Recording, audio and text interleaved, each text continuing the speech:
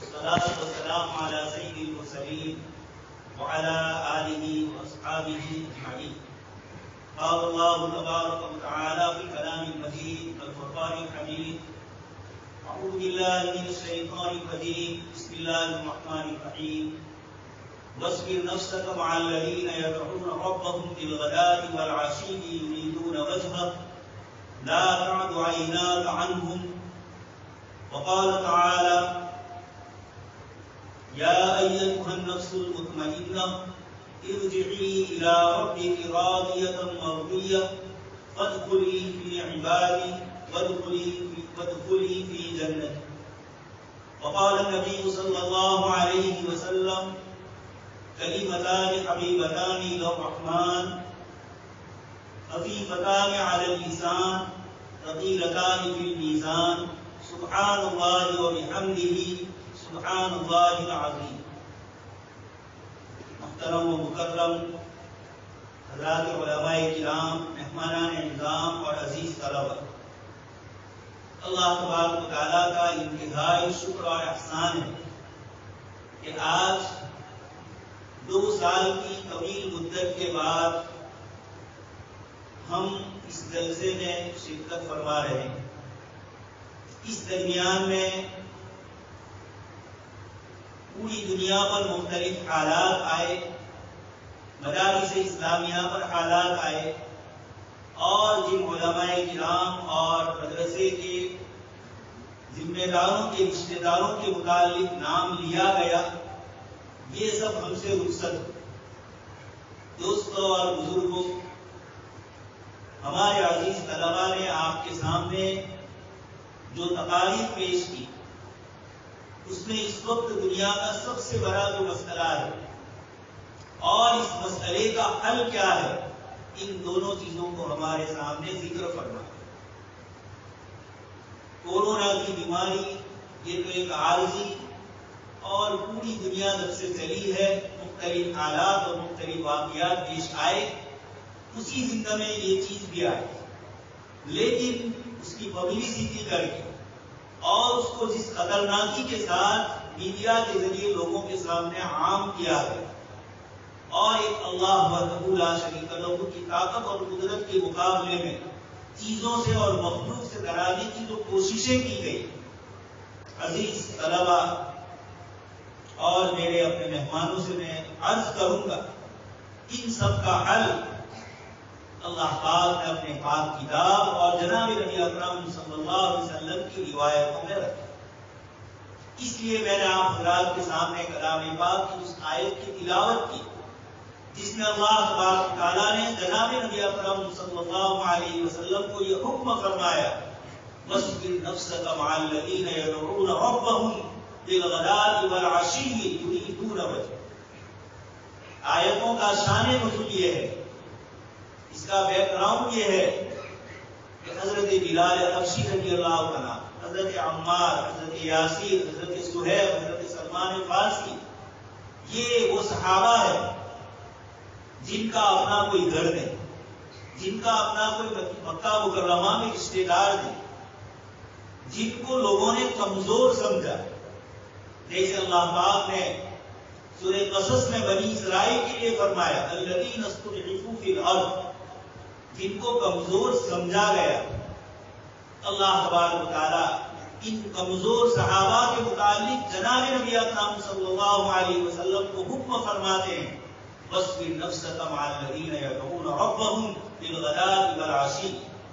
یہ جو صبح اور شام مسجد نبوی میں اور مکہ مکرمہ کے دار ارقم میں اللہ پاک کی کتاب اور اللہ پاک کے ذکر، اللہ پاک کی یاد اور اللہ پاک کے نبی صلی اللہ علیہ وسلم کی خدمت میں لگے ہوئے، یہ وہ مہمانان رسول صلی اللہ علیہ وسلم جو سوائے یریدون وجہ، اللہ پاک خود فرماتے ہیں، ان کی اخلاص نیت کو اللہ تبارک و تعالیٰ واضح کر کے فرماتے ہیں کہ یہ صحابہ کرام وہ ہے جو محض اللہ پاک کی رضامندی کے لیے اپنے گھروں کو چھوڑ کر یہاں پر تشریف لائے. میں امت مسلمہ سے عرض کروں گا کہ اس وقت اس آیت کریمہ کا مصداق اگر کوئی ہے تو مدارس اسلامیہ میں پڑھنے والے طلبہ عزیز یریدون وجہ، یہ طلبہ عزیز کو اشارہ کیا جا رہا کہ جب آپ دینی مدارس میں داخل ہوئے، آپ نے اپنی جانی مالی اور وطنی قربانی کی ہے، تو اس قربانی کے ساتھ رضا الہی اگر شامل ہو گئی تو آپ کامیاب ہو۔ ہمیں نیتوں کا استحضار کروانے کے لیے اس آیت کریمہ میں اللہ پاک نے اپنے نبی کو یہ فرمایا کہ جو اس طریقے سے نیتوں کا استحضار کر کے آپ کی خدمت میں آئے، وَاصْبِرْ نَفْسَكَ، آپ اپنے آپ کو ان کے ساتھ رکھیے۔ یہ ہم اساتذہ کرام کو بھی اللہ پاک کی طرف سے اشارہ ہے کہ جو عزیز طلبہ ہماری خدمت میں اللہ کے دین کے حصول کے لیے، اللہ پاک کی رضامندی کے لیے مدارس اسلامیہ میں قربانی دے کر آئے ہوئے ہیں، ہم ان طلبہ عزیز کے ساتھ اپنے آپ کو وابستہ رکھیں، ان کی طرف سے پہنچنے والی کوئی چھوٹی موٹی تکلیف اور اذیت کو برداشت کرے، وصبر کا لفظ ہے۔ اس لیے جن کیفیتوں سے، جن احوال سے اساتذہ کرام کو مختلف طریقے سے صبر کا موقع اللہ پاک کی طرف سے ملے گا، ان تمام مواقع میں وہ اپنے آپ کو صبر کے ساتھ رکھے اور ان عزیز طلباء کے ساتھ اپنے آپ کو وابستہ۔ میں اپنے عزیز طلباء کے لیے جو آخری روایت امام بخاری رحمۃ اللہ علیہ نے پیش کی، اس آخری روایت کو میں نے آپ کے سامنے ذکر کیا۔ عزیز طلباء، امام بخاری رحمۃ اللہ علیہ کی پوری کتاب آپ سن چکے ہیں، تمام محدثین مفسرین کا اتفاق ہے اصح الکتب بعد کتاب اللہ پاک کی کتاب قرآن کریم کے بعد سب سے زیادہ صحیح سند والی معتبر اور مستند اگر کوئی کتاب ہے تو یہ امام بخاری رحمۃ اللہ علیہ کی جمع کی ہوئی وہ روایتیں ہیں جو جناب نبی اکرم صلی اللہ علیہ وسلم نے امت تک پہنچائی اور ان محدثین کو واسطہ بنا۔ امام بخاری رحمۃ اللہ علیہ نے اپنی پوری کتاب میں ہمیں دین بتلایا۔ نیت کی اصلاح کے بعد امام بخاری رحمۃ اللہ علیہ نے ہمیں پوری کتاب کا درس دیا اور اپنی کتاب کو ختم کیا کتاب التوحید کے اوپر۔ شروع کیا تھا کتاب الایمان سے اور ختم فرمایا کتاب التوحید۔ اور عصر حاضر کے سب سے بڑے محدث جنہوں نے پوری زندگی علم حدیث کے پیچھے کھپائی، حضرت شیخ الحدیث مولانا یونس صاحب جون پوری رحمۃ اللہ علیہ، آپ یہ فرماتے ہیں کہ امام بخاری رحمۃ اللہ علیہ نے اپنی پوری محنت کو اور اپنی پوری عملی کیفیت کو اپنی کتاب التوحید کے اندر محنت کر کے پیش کیا۔ گویا بخاری شریف کا خلاصہ امام بخاری رحمۃ اللہ علیہ نے کتاب التوحید کے ابواب کے ذریعے امت کے سامنے پیش کیا اور یہ بتایا کہ ایمان اثباتی بھی ہوتا ہے اور منفی چیزوں کو، اپنے آپ کو منفی چیزوں سے روکنا، اس کے لیے بھی ایمانیات کی حفاظت ضروری ہے۔ امام بخاری رحمۃ اللہ علیہ جس زمانے میں یہ کتاب لکھ رہے تھے، جمع کر رہے تھے روایتوں کو، امت میں مغربی فلسفہ جس طریقے سے اس وقت ہمارے سامنے ہے، یورپی تہذیب اور کلچر جس طریقے سے اس وقت ہے، امام بخاری رحمۃ اللہ علیہ کے زمانے میں اور اس سے پہلے یونان، گریک اور روم کا فلسفہ، روم کی حکومت تھی اور یونان میں فلسفی لوگ، ان دونوں نے مل کر مادیت کو جس طریقے سے تیار کیا اور پھر جب جناب نبی اکرم صلی اللہ علیہ وسلم نے دنیا کے سامنے اللہ پاک کے پیغام کو پہنچایا، آپ کے تشریف لے جانے کے بعد آپ کے خلفائے راشدین نے دنیا کے مشرق اور مغرب میں جناب نبی اکرم صلی اللہ علیہ وسلم کے اس پیغام کو اس دنیا کے لیے خلاصہ اور صاف شفاف چشمہ قرآن اور حدیث کا اللہ پاک کا پیغام تھا، یہ ان حضرات نے پہنچایا۔ اور خلفائے بنو عباسیہ کے زمانے میں، مامون رشید کے دور میں، یورپی فلسفہ اور وہاں کی کلچر کی کچھ چیزیں اسلامی عقائد کے مقابلے میں لائی گئی، نئے نئے اعتراضات شروع ہوئے، تو اللہ تبارک و تعالیٰ نے محدثین میں حضرت امام احمد بن حنبل رحمۃ اللہ علیہ کو اللہ پاک نے یہ توفیق دی کہ آپ نے اس وقت کے مسلمانوں میں جو پڑھا لکھا طبقہ جو یوروپ کی اس وقت کی تہذیب اور کلچر سے متاثر تھا اور کتاب و سنت کے جو اشکالات اور اعتراضات اپنی عقلوں سے کر رہے تھے، ان کے جواب کے لیے امام احمد رحمۃ اللہ علیہ کو اللہ پاک نے کھڑا کیا۔ وقت کی سپر پاور طاقت مامون رشید جیسا بادشاہ یہ خود معتزلی تھا، اور پھر اس نے اپنے بعد معتصم باللہ اور راشد کو ان دونوں کو بھی تیار کیا، اور پھر اللہ پاک نے ان دونوں کے بعد چوتھے خلیفہ آئے متوکل باللہ۔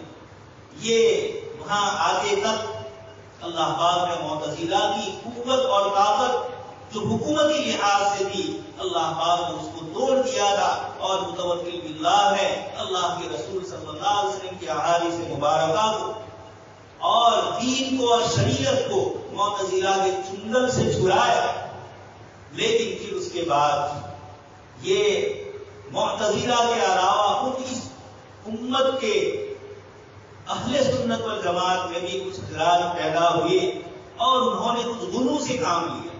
امام بخاری رحمۃ اللہ علیہ کی سب سے بڑی خصوصیت، بلکہ جناب نبی اکرم صلی اللہ علیہ وسلم کی احادیث کی سب سے بڑی خصوصیت یہ ہے کہ احادیث مبارکہ جس سماج اور جس معاشرے کے اندر عملی شکل میں رائج ہوگا، وہ سماج اور وہ معاشرہ کبھی بھی افراط اور تفریق کا شکار نہیں۔ تصوف میں بھی لوگ کبھی جو بن تک چلے گئے اور کچھ عجیب و غریب باتیں، تو کچھ لوگوں نے دنیا اور دنیا کی چیزوں کو سب کچھ سمجھا۔ جناب نبی اکرم صلی اللہ علیہ وسلم جس دین کو لے کر آئے، نیت کے اصلاح اور درستگی پر آپ نے دنیا کی تمام چیزوں کو بھی دین بنا دیا۔ امام بخاری رحمۃ اللہ علیہ آج 1200 سال کے بعد بھی ہم ان کا نام احترام سے لے رہے ہیں۔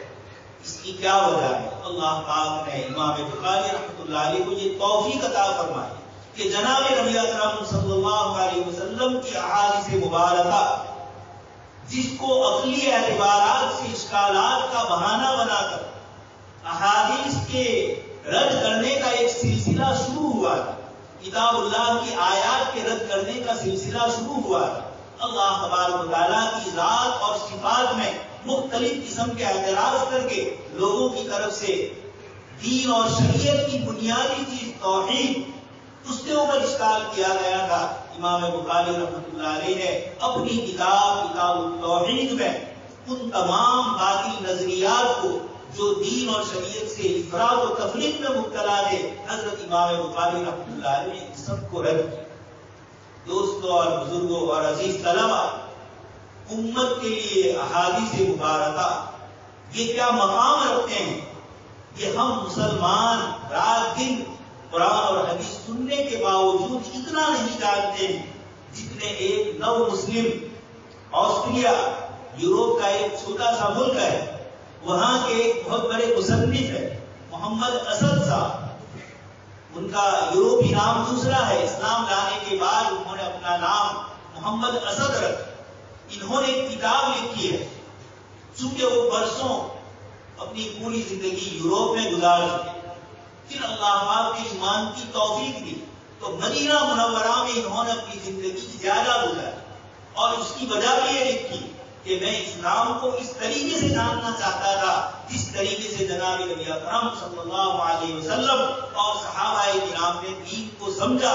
جس ماحول میں انہوں نے دین کو پہنچایا، میں اس پورے ماحول سے واقف ہونا چاہتا۔ اس کے بعد انہوں نے یہ لکھا، چونکہ جس وقت وہ لکھ رہے تھے عالم اسلام دنیا کی دو سپر پاور طاقتیں فرانس اور انگلینڈ کے تابع تھی، اس لیے مسلم حکومتیں ترکی خلافت عثمانیہ ختم ہو چکی۔ اس لیے اس موقع پر انہوں نے مسلمانوں کے اندر تو مایوسی دیکھی، مسلمانوں میں جو گناہوں کے ارتکابات عرب ملکوں میں انہوں نے دیکھے اور عجم میں بھی جو دیکھے، اس کے نتیجے پر انہوں نے یہ لکھا کہ مجھے یہ صاف نظر آ رہا کہ حضرت محمد صلی اللہ علیہ وسلم جس دین کو لے کر آئے، جن سنتوں کے ذریعے آپ نے دنیا انسانیت کی پیدائش سے لے کر موت تک کی رہنمائی، انفرادی زندگی سے لے کر اجتماعی تک، پرائیویٹ لائف سے لے کر سوشل زندگی تک، اور حکومت، تجارت، معیشت، معاشرت، سماجیات، ان سب میں احادیث مبارکہ کے ذریعے جو آپ صلی اللہ علیہ وسلم نے اس امت کی رہنمائی کی ہے. ہمارا یورپی تہذیب اور یورپی کلچر اس سے بہت دور ہے، اور اسی کے نتیجے میں یورپ انسانی پریشانیوں اور تکلیفوں میں مبتلا ہے. انہوں نے فرمایا کہ ایک مرتبہ میں ٹرین کا سفر کر رہا تھا. میں نے، چونکہ وہ خود سائیکولوجیکل آدمی، سائیکولوجسٹ، وہ فرما رہے ہیں کہ ٹرین میں میں نے دیکھا، جرمنی سے میں سفر کر رہا تھا برلن میں نے دیکھا کہ لوگ ادھر ادھر ٹرین کے اندر جا رہے ہیں، ان کے چہرے پر خوشی کے ظاہری آثار، لیکن ایک ماہر سائیکولوجیکل ہونے کے اعتبار سے میں نے یہ محسوس کیا کہ ان لوگوں کے چہرے پر جو ہنسی ہے، خوشی ہے، یہ ایک ظاہری بنا، اندر سے ان سب کے دل بے چین اور بے قرار. اس کی وجہ مجھے سمجھ میں نہیں آ رہی تھی. شام کو گھر واپس آئے، ٹیبل کے اوپر قرآن کریم رکھا ہوا، انہوں نے اس کو اٹھایا. اتفاق سے جو انہوں نے کھولا تو پہلے آیت نکلی، الہاکم التکاثر حتی زرتم المقابر.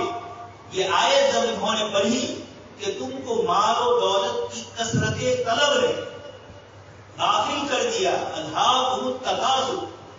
اللہ پاک نے ایک آیت کریمہ میں فرمایا ہے، اعلموا، کہ یہ جان لو دنیا کی زندگی لعب و لہو، وہاں پر بھی وتکاثر فی الاولاد، اللہ پاک نے وہاں بھی یہی فرمایا، اولاد میں اور مال کی کثرت طلب یہ آدمی کی زندگی کا آخری درجہ ہوتا ہے. اس آیت میں اللہ پاک نے فرمایا الہاکم التکاثر، مال و دولت کی طلب نے تمہیں غافل کر دیا، حتی زرتم المقابر، یہاں تک کہ تم قبروں کو آ گئے. اس آیت کو پڑھنا تھا. اور آگے جو اللہ پاک نے آیت ذکر فرمائی، یہ فرماتے ہیں اسد صاحب کہ میرے دل میں یہ بات آ گئی کہ اس وقت کا ہمارا یہ یورپ مادیت، دنیا اور دنیا کی چیزوں کے پیچھے اتنا لگا ہے، وَلَا تَكُونُوا كَالَّذِينَ نَسُوا اللَّهَ وَأَنسَاهُمْ أَنفُسَهُمْ. اتنا اللہ کو بلا دیا کہ اللہ نے ان کو ان کی ذات سے بلا دیا. زندگی جی رہے ہیں لیکن مقصد کیا ہے، اس لیے پیدا ہوا. سائنس نے بڑے بڑے مسائل حل کیے دنیاوی اعتبار سے، لیکن بنیادی مسئلہ میں کیوں آیا اور مجھے کہاں جانا ہے، مرنے کے بعد میری زندگی کیا ہے. امام بخاری رحمۃ اللہ علیہ نے آخری باب میں وَنَضَعُ الْمَوَازِينَ الْقِسْطَ لِيَوْمِ الْقِيَامَةِ وَأَنَّ أَعْمَالَ بَنِي آدَمَ وَأَقْوَالَهُمْ یا وَقَوْلَهُمْ يُوزَنُ اور تُوزَنُ. امام بخاری رحمۃ اللہ علیہ نے اس باب کے اخیر میں یہ آیت ذکر کر کے اشارہ کر دیا کہ میری زندگی ختم ہو رہی ہے، میری کتاب ختم ہو رہی ہے، ہمارا آج کا یہ جلسہ اور سال پورا ہو رہا ہے. اس موقع پر ہم ایک چیز کے ختم ہونے پر آخری ختم ہونے کو یاد کریں، مرنے کے بعد کی زندگی کو یاد کریں. یہ امام بخاری رحمۃ اللہ علیہ کا مستقل ایک سنت اور طریقہ رہا ہے کہ ہر بات کے اخیر میں ایسی چیز ذکر کرے جس سے آخرت کی طرف توجہ. تو یہ اس وقت کی دنیا کا مسئلہ ہے. بابر بعیش کوش کے عالم دوبارہ زندگی دنیا کی گزار لو، مرنے کے بعد دوبارہ کوئی زندگی نہیں ہے. نموت ونحیا وما یہلکنا الا الدہر. انسان یہ سمجھتا ہے یہ طریقہ ان لوگوں کا ہے جن کے پاس کتاب و سنت نہیں. ہمارے عزیز طلباء نے آپ کے سامنے اصحاب کہف کا قصہ ذکر کیا، انبیاء کرام علیہ السلام کے واقعات اور آیتیں ذکر کر کے بتلائے. پورے قرآن کریم کا خلاصہ دو بنیادی چیزیں. پورے قرآن کو پڑھنے سے یہ پتہ چلتا ہے کہ اللہ پاک کی ذات عالی ہی سب سے بڑی، اس کی طاقت اور اس کی قدرت کے آگے کائنات کا ذرہ ذرہ اور کائنات کی بڑی سے بڑی طاقت ہے.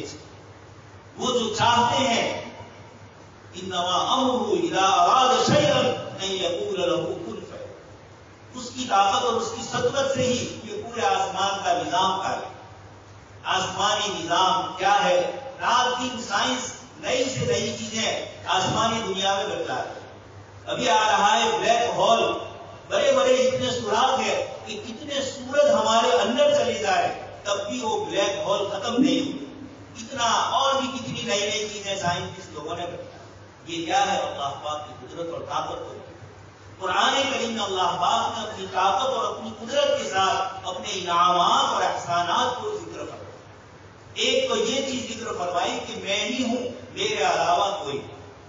اور اس کے ساتھ بار بار قرآن کریم میں انسان کی پیدائش کا ذکر کیا. آپ بار بار دیکھیں گے وَلَقَدْ خَلَقْنَا الْإِنسَانَ مِنْ سُلَالَةٍ مِنْ طِينٍ، کہیں فرمایا مِنْ صَلْصَالٍ مِنْ حَمَإٍ مَسْنُونٍ، کھنکھناتی ہوئی مٹی سے. کہیں مٹی کے اللہ تبارک و تعالیٰ نے گھومے ہوئے مٹی سے اللہ پاک نے کیسے بنایا، کنکر سے کیسے بنایا. ان ساری آیتوں کو ذکر کر کے انسان کو یہ بتلایا کہ کچھ نہیں. بچہ پیدا ہوتا ہے 9 مہینے کتنا محتاج، اور پھر پیدا ہونے کے بعد بھی کتنی محتاج. تو اللہ پاک نے قرآن کریم میں اپنی طاقت کو بتلایا اور مخلوق کی کمزوری کو.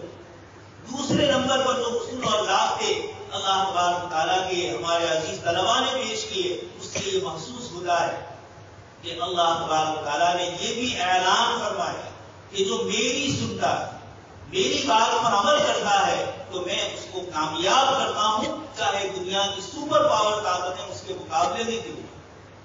اور جو نہیں سنتا ہے یا جو تکبر کرتا ہے، وہ چاہے کتنا ہی بڑا ہو، 400 سال تک جس کے سر میں درد نہ ہوا ہو، لیکن جب اللہ چاہیں گے تو اللہ تبارک تعالیٰ اس کو ناکام کرے.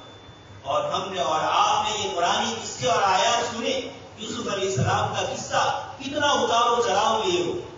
حضرت موسیٰ علیہ السلام اور حضرت خضر کے واقعے میں 3 الگ الگ واقعات میں کیا بدلا ہے. اللہ پاک فرماتے ہیں تم چیزوں کو جس ظاہر سے دیکھ رہے ہو، میں چیزوں کے ایک ظاہر رکھا ہوا ہے میں نے، اور ایک چیزوں کا باطن رکھا ہوا. چیزوں کا باطن کیا ہے؟ یہ حضرت موسیٰ علیہ السلام اور حضرت خضر کے واقعے میں ذکر کر کے ہمیں اللہ تبارک تعالیٰ نے اس بات کی طرف اشارہ کیا کہ جب تمہارے ساتھ کوئی واقعہ پیش آئے، کوئی تکلیف اور پریشانی پیش آئے، تو یہ مت سمجھنا کہ اس تکلیف کی عبادت کیا ہو. قرآن نے فرمایا ان مع العسر یسرا. ان بعد العسر یسرا نہیں فرمایا، ان مع العسر یسرا. جب بھی کسی انسان پر کوئی حالات آئیں گے، پریشانی اور تکلیف آئے گی، اللہ تبارک تعالیٰ اسی پریشانی کے اندر اس کے لیے ایسی راحت کے اسباب مہیا فرمائیں گے جس کا بندے کو تصور نہیں. دوست اور بزرگوں، اس وقت سب سے بڑی جو ہماری کمزوری ہے وہ یہی ہے کہ ہم نے مادی چیزوں کو، دنیا کی طاقتوں کو، دنیا کے ظاہری اسباب کو ارباب کا درجہ دے دیا، خدائیت کا درجہ دے دیا. آج کی دنیاوی تعلیم میں، سیکولر نظام کے اندر انسانوں کو اپنی روزی روٹی اور اپنی زندگی کس طریقے سے اچھی گزرے، بس اس سے زیادہ اور کسی چیز کی تعلیم نہیں دی جاتی. آپ پورے کے پورے اسکول کے سلیبس کو پڑھ لیجیے، بچپن سے لے کر کالج تک معاشیات ہو، اکنامک کے مسائل ہو، اس میں تو ہے ہی روپیہ اور دنیا. لیکن آپ حساب کو دیکھیں گے، سماج شاستر کو دیکھیں گے، سماجیات کو، ان تمام چیزوں کے اندر، ہسٹری کے اندر، جغرافیہ میں، ان تمام چیزوں میں سوائے مادیت کے، سوائے دنیا کمانے کے، اخلاقیت نام کی کوئی چیز نہیں. برسوں سے یہ محنتیں ہو رہی. روزانہ کا اخبار اور میڈیا ہم اپنی آنکھوں سے دیکھ رہے. اخبارات میں زنا کے قصے، اخبارات کے اندر روپیے پیسے بٹورنے کے قصے، لوٹ مار کس طرح ہو رہی ہے. عورتوں کی آزادی کا دن منایا جا رہا ہے اور اسی دن عورتوں کے ساتھ کس قسم کے مسائل اس ملک میں پیش آئے. پوری دنیا کا یہ حال. اس لیے جس دن سے دین اور دنیا کو جدا کر دیا گیا، یہ ایک بہت بڑی پالیسی تھی یورپ کی. ہندوستان میں آئے، سب سے پہلے انگریز نے قضا کے نظام پر حملہ کیا. دارالقضا اسلامی شرعی کورٹیں جو تھی اس کو سب سے پہلے ختم. اس لیے کہ کتاب و سنت کو عملی شکل میں اگر رائج کر رہے تھے تو یہی مفتی اور قاضی رکھا. اس لیے انگریز نے بڑی چالاکی سے اس ملک سے سب سے پہلے قضا کے نظام کو ختم. اس کے بعد معاملات اور معاشرات کے اندر آئے اور انسانوں کو انسانیت سے نکال کر دنیا میں فرائڈ مین یہ آیا ہی اس لیے تھا کہ یہ دنیا کو یہ بتلائے کہ نعوذ باللہ جیسے جانور زندگی گزار رہے ہیں، انسان بھی ایک قسم کا جانور. اس لیے شادی بیاہ کے نظام کو باقی رکھنے کی کوئی ضرورت نہیں. اس وقت جو دنیا میں مختلف طریقوں سے شادی بیاہ کے نظام کو ختم کرنے کی کوششیں ہو رہی یہاں بھی اور دنیا کے دوسرے سارے ملکوں. انسانیت سے نکل کر جانور تک پہنچ گئی. یہ ساری کوششیں ہو رہی ہے. محمد اسد صاحب کا یہ کہنا ہے کہ اگر اس کو بچانے والی کوئی چیز ہے تو جناب نبی اکرم صلی اللہ علیہ وسلم کی احادیث. آپ نے جو طریقہ زندگی گزارنے کا ہمیں دیا, اگر اس طریقے کے مطابق رہیں گے تو پھر ہم کامیاب. دوستوں اور بزرگوں, اسی لیے گزشتہ چند سالوں سے یہ محنتیں ہو رہی. علماء کرام بیٹھتے ہیں اور کوشش کر رہے ہیں کہ کسی طرح یہ دین اور دنیا کے درمیان کا جو یہ اس طریقے سے ان کو پار کیا گیا ہے اس کو جوڑا جائے, اور اسی طریقے سے ہمارے علماء کرام وہ بھی دنیا کی ان چیزوں کو پڑھیں, اور ہمارے دنیاوی تعلیم حاصل کرنے والے, جیسے ابھی آپ نے ہمارے محمود صاحب کو دیکھا, ابھی تشریف لائے, یہ سرکاری آفیسر ہے, ابھی ریٹائر ہو رہے, اللہ پاک نے ان کو توفیق دی, روزانہ سورت سروس کر رہے, روزانہ سورت جانا, لوگوں کے یہاں تعلیم حاصل کرنا اور پھر اس کے بعد سفر کرنا. اور چند طلبا ہے جو انگریزی اور جو کالج کے اندر یونیورسٹی میں پڑھ رہے ہیں اور اس کے باوجود وہ تعلیم میں آ رہے ہیں اور دینی تعلیم حاصل کر. اب ضرورت ہے کہ علماء کرام اس دینی تعلیم کے ساتھ عصر حاضر کی جو چیزیں جس کے لیے ان کو مسائل شرعیہ سمجھنے میں آسانی ہو. ایک مفتی اگر وہ بینک کے سسٹم کو نہیں جانتے, اگر وہ حکومتوں کے نظام میں اس طریقے سے چیزیں چل رہی ہے, سیاسی نظام کو نہیں جانتے, اگر سائنس کی کچھ بنیادی چیزیں جن کے تعلق جن سے ہمارے مسائل کا تعلق, ان چیزوں کو اگر ہم نہیں جانیں گے تو ہم بھی کتاب و سنت کی روشنی میں اعتدال سے ہٹ کر نہ سمجھنے کی وجہ سے کہیں کسی چیز کا غلط جواب دے سکتے. اس لیے یہ ہماری دینی شرعی اعتبار سے ذمہ داری جناب نبی اکرم صلی اللہ علیہ وسلم نے امت کے مخصوص افراد کی سمجھی.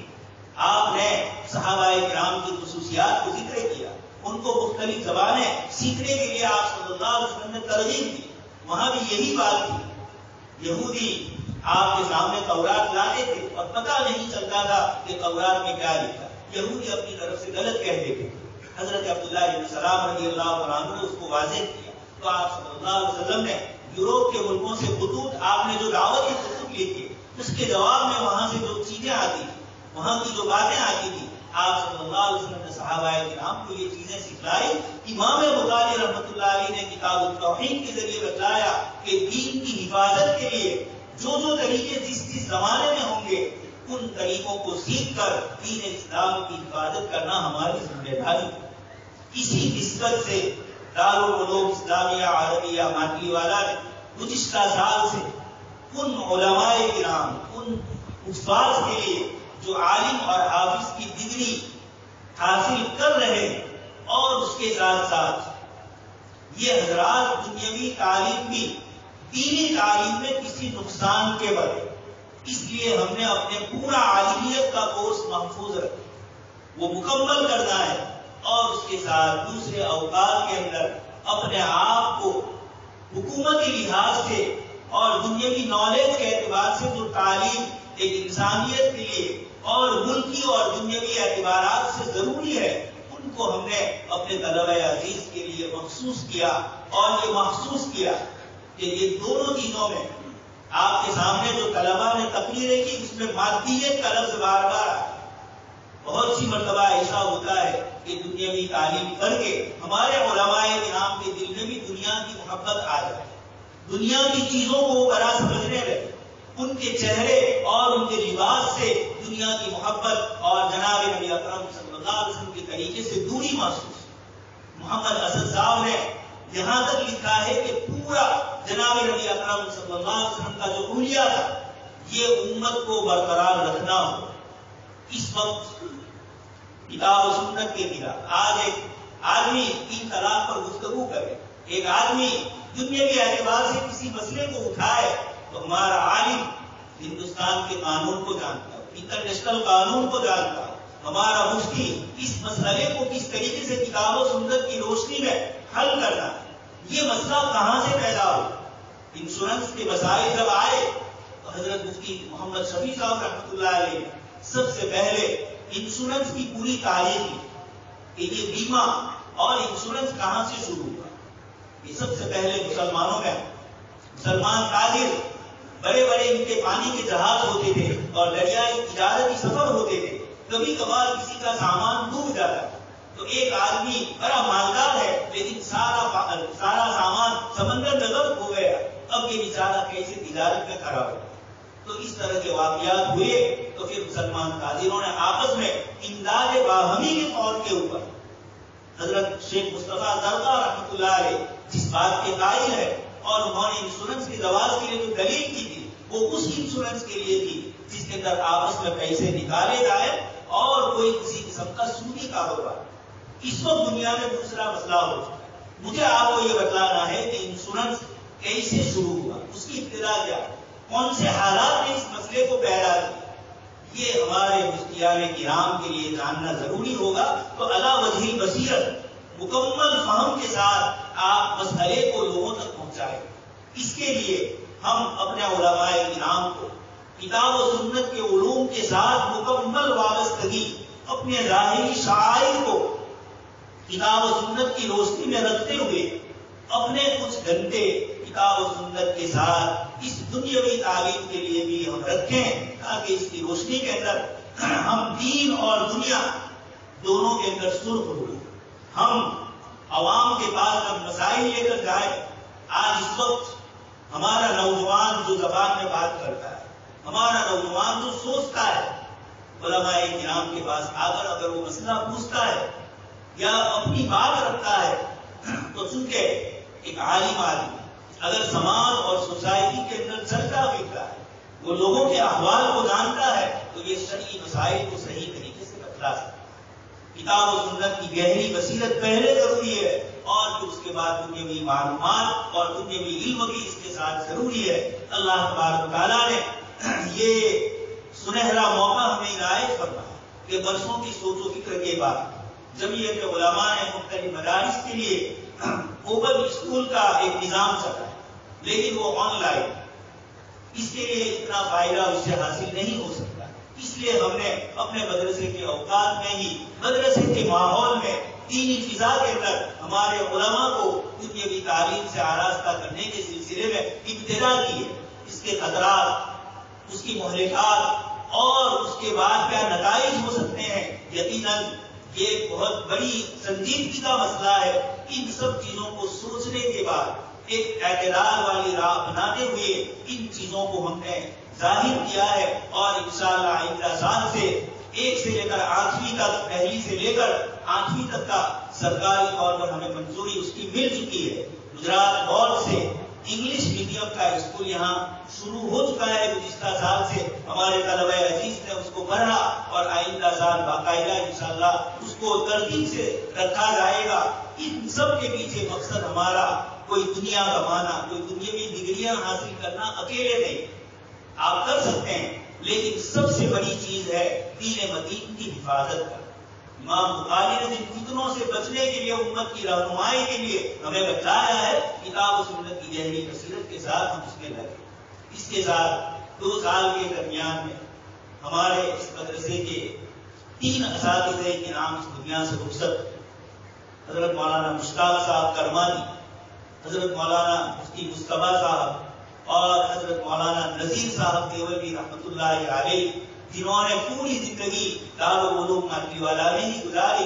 10-11 سال کی عمر سے لے کر 65 سال تک جو زندگی کا آپ کا دن تھا, آپ نے اسی دارالعلوم میں پڑھا, یہی پڑھایا اور اللہ تبارک تعالیٰ نے آپ کے ذریعے ہزاروں طلبہ عزیز کو فیضیاب فرمایا.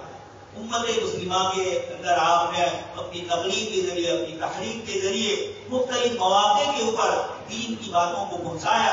اللہ تبارک تعالیٰ ان تمام حضرات کی خدمات کو قبول فرمائے.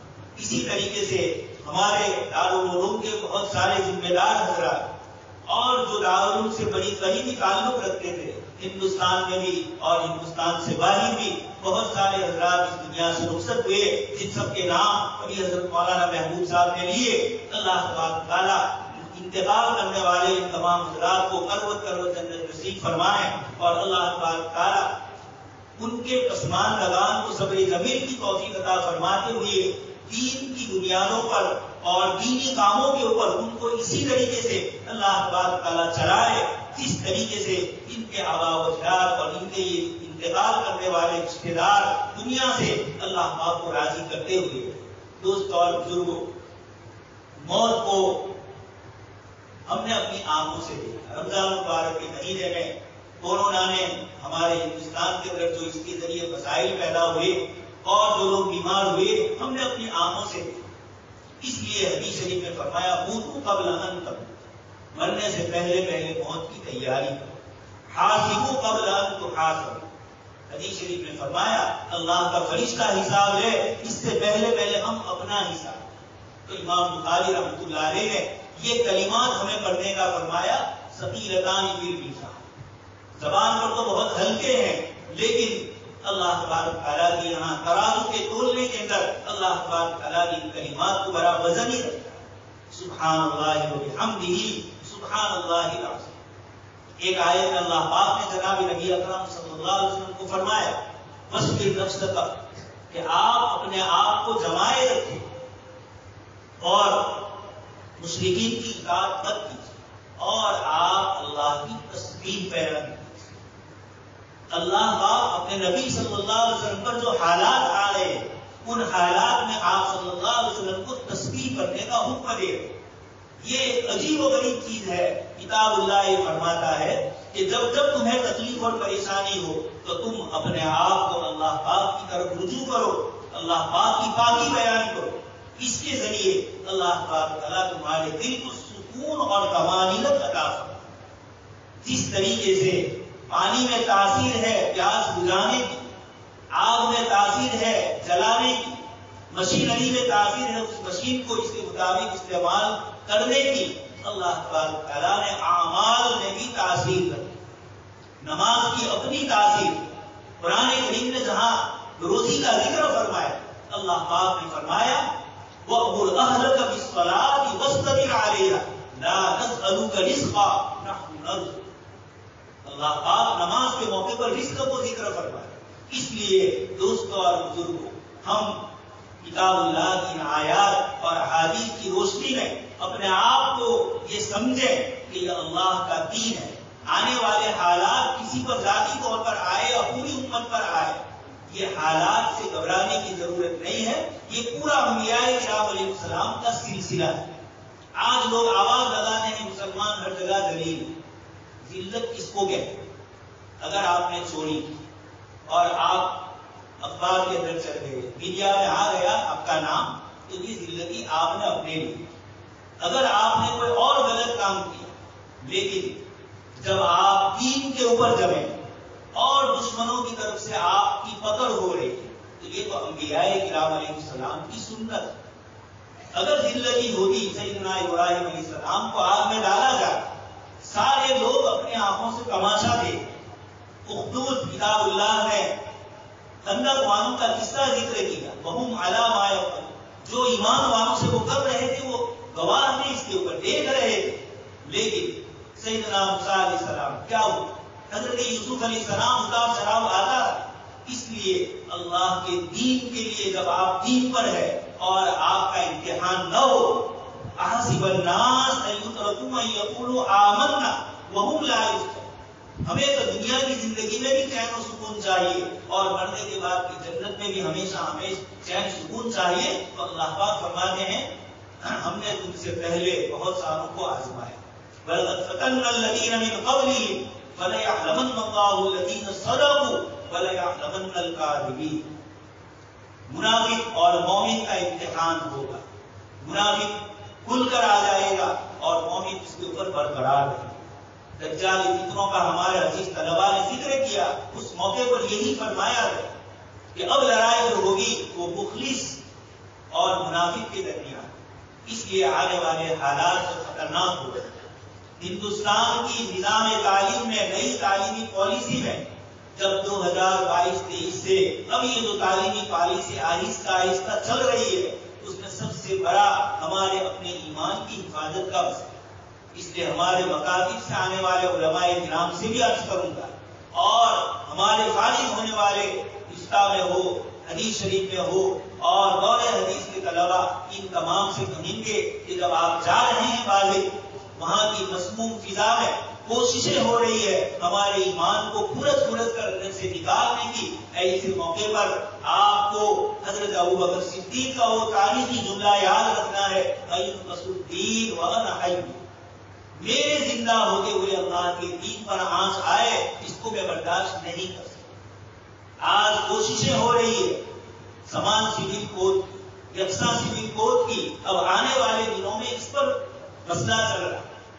یہ تمام وہ چیزیں ہیں جب مسلمان اپنے مسائل کورٹ میں لے کر جائے گا تب یہ پیش آئے۔ اگر ہم اپنے مسائل اپنے علماء کرام اور دارالقضاء میں حل کریں گے تو کہیں کوئی حکومت کے قانون بنتے رہے کوئی ہمارے لیے پریشان، ہم وہاں جائیں گے تب مسائل پیدا ہوں۔ اس لیے دوستوں اور بزرگوں، پردہ کرنے سے کس نے روکا؟ یہ تو آج مسئلہ اسکولوں میں پیدا ہوا، ہزاروں لاکھوں ہماری ایمان والی بہنیں ہیں جو بغیر پردے کی، داڑھی سے آج نہیں روکا ہے۔ ہماری فوج میں اور پولیس میں جانے والے نوجوان، ان سے پوچھئے ان کو داڑھی رکھنا ہے تو کتنے پاپڑ بیلنے پڑتے، کتنے مرحلوں سے گزرنے کے بعد وہاں ان کو اجازت ملی۔ تو یہ ذرا سوچنا ہے کہ رکاوٹیں ہم اپنے لیے پیدا کر رہے ہیں، باہر سے رکاوٹیں کم آ رہی، اور جو رکاوٹیں آئی حضرت موسیٰ علیہ السلام، اللہ پاک نے کتنی پریشانیوں میں بنی اسرائیل کو رکھا، اتنی مصیبتیں ہم پر نہیں آئی ہے۔ اس لیے صرف مسلمانوں کے حالات کا رونا روتے ہوئے اپنے آپ کو عملی زندگی میں نہ لگانا، یہ شیطان کا ایک بہت بڑا دھوکہ ہے۔ حضرت عامر رحمۃ اللہ علیہ فرماتے ہیں نفس بڑا شیطان، وہ یہ چاہتا ہے کہ اپنے اوپر کوئی چیز نہ آئے، دوسرے پر جائے تاکہ مجھے عمل کرنے سے فرصت مل جائے۔ اس لیے آج ضرورت ہے ہمارے فارغ ہونے والے طلبہ عزیز سے کہوں گا، یہ آپ کو جو تحتی آپ کے سر کے اوپر ہے، دستار بندی آپ کے سر کے اوپر ہے، یہ جناب نبی اکرم صلی اللہ علیہ وسلم کی امانت ہے۔ اور حضرت علامہ شاہنامہ رحمۃ اللہ علیہ فرماتے ہیں کہ جس کو کوئی منصب ملا یا جس کو کوئی عہدہ جناب نبی اکرم صلی اللہ علیہ وسلم کا ملا ہے تو یہ نیابتاً ملا ہے، وراثتاً ملا ہے، لیکن کہیں خاندانی اعتبار سے نہیں۔ وراثت نبی کی علمی ہے، اس علمی وراثت کی بنیاد پر ملا ہے۔ اس لیے آپ کے اساتذہ کرام یہ چاہتے ہیں کہ آپ جب یہاں سے جا رہے ہیں تو آپ کو مادیت اور مادیت کی فضا کی جتنی چیزیں ہیں آپ کے کان بند کر دیے گئے، ان سب کو نہیں سننا ہے۔ جیسے اللہ اکبر کہتے ہوئے مومن دنیا کو اپنے پیچھے چھوڑتا ہے، اس طریقے سے اس دستار بندی کے ذریعے آپ کے کان بند کروا کر مادیت اور دنیا کی چیزوں سے آپ کو بند کر دیا، اور جو علم آپ پڑھ کے جا رہے ہیں، جو جناب نبی اکرم صلی اللہ علیہ وسلم کی احادیث آپ پڑھ کے جا رہے ہیں، اس پر خود کو عمل کرنا ہے اور اللہ کے بندوں کو اللہ کے دین تک پہنچانا۔ اس لیے آپ صلی اللہ علیہ وسلم نے فرمایا کہ یہ علماء کرام میرے وارث، وراثت علمی بھی ہے، وراثت عملی بھی ہے، وراثت سماجی بھی ہے، اور وراثت آپ صلی اللہ علیہ وسلم والی سوچ پر بھی ہے۔ آپ نے جیسے بلند محسوس کی امت کے حالات دیکھ کر، دنیا کے حالات دیکھ کر، اس طرح کی قرآن ہمارے دل میں ہو۔ اللہ تبارک و تعالیٰ مجھے اور آپ کو ان ساری کہی ہوئی باتوں پر عمل کرنے کی توفیق نصیب فرمائے، اور آنے والے دنوں میں اللہ تبارک و تعالیٰ ان دینی مدرسوں کو اسی طرح سرسبز و شاداب رکھے، اسی طرح پھر ہمارا ماحول اور ہماری فضا دینی اور روحانی باقی رہے، ہماری مسجدوں کا ماحول باقی رہے۔ آنے والے رمضان کے دنوں میں ہم پھر اللہ پاک کی طرف متوجہ ہو۔ یہ ساری وہ چیزیں ہیں جس کی روشنی کے اندر ہم کتاب و سنت کے ذریعے اللہ کے بندوں تک اللہ کے پیغام کو پہنچائیں گے۔ اللہ تبارک و تعالیٰ ہم سب کو ان کہی سنی باتوں پر عمل کرنے کی توفیق نصیب فرمائے۔ آپ تمام حضرات کا تہہ دل سے میں شکریہ ادا کرتا ہوں، آپ تشریف لائے۔ دینی مدرسے کی نسبت سے چونکہ حالات شروع میں ناخوشگوار تھے، پہلی تاریخ کے بعد سے کچھ اجازت ملی، اس لیے ہم نے محدود افراد کو ہی بلایا تھا۔ ہم چاہ رہے تھے اگلے سال ہی کی طرح تمام حضرات کو بلانا، لیکن کچھ مجبوریاں، کچھ پریشانیاں، کچھ ظاہری احوال تھے۔ اس کی روشنی کے اندر آپ حضرات میں سے بہت سو کو، آپ کے رشتے داروں کو آپ بلانا چاہ رہے تھے لیکن نہیں بلا پائے۔ لیکن انشاءاللہ اللہ پاک کی ذات عالی سے امید ہے کہ آنے والے سالوں میں اللہ پاک سارے حالات کھول دیں گے اور اللہ پاک تعالیٰ ہمیں بھی دینی نسبتوں سے اجتماع اور جمع ہونے کی توفیق نصیب فرمائیں گے۔ اللہ تبارک تعالیٰ ہم تمام کو ظاہری باطنی ہر اعتبار کے فتنوں سے محفوظ کرو۔ جو حضرات تشریف لائے اور بیماری، کمزوری اور ضعیفی کے باوجود یہاں حاضری دی، بہت سارے حضرات نے معذرت پیش کی، اسی وجہ سے وہ نہیں آ سکے، اللہ تبارک تعالیٰ ان کی نیتوں کے مطابق ان کو بہترین بدلہ عطا فرمائے۔ آمین وآخر دعوانا الحمدللہ۔ ماشاء اللہ۔